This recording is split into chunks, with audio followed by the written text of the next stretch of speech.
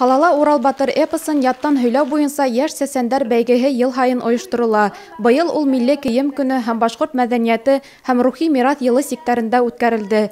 Мәшһүр эпосты яттан һөйләүчеләрнең нәфис һүз осталыгына, милли киеменә зур әһәмият бирелде. Бәйге концерт менән башланды. Артабан яшь сәсәндәр 4 төркемгә бүленеп күз сынашты. Конкурста катнашчылар елдан-ел аны арткандан артып бара. Былтыр, мәсәлән, дистанцион форматта булган сакта 60-70 тирә була, быелгы елда 150-гә якын катнашчылар бар. Катнашчылар алдан заявка формасында йыйып алдык. Бөтен мәктәпләрдә Сибай каласында урнашкандар катнашалар. Улар 1-нче класстан 11-нче класска киткәндә.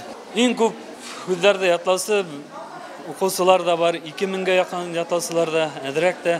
Улар конкурста катнашып, үзләренең милли киемдә, төрле музыкаль инструментларда уйнап, үзләренең артистик яктан да, яттан һөйләү ягынан да күрәтәләр инде.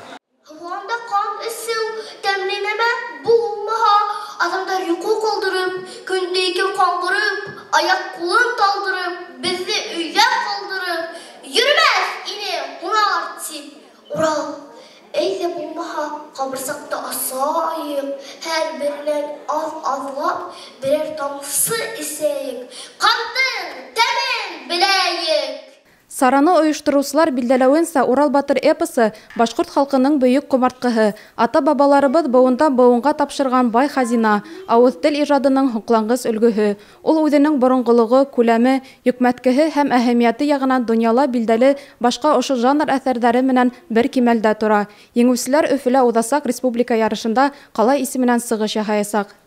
Дилбәр Султангилдина, Фәрваз Рафиков, Руслан Көмешколов, Любовь Карпова, яңалыктар өчен.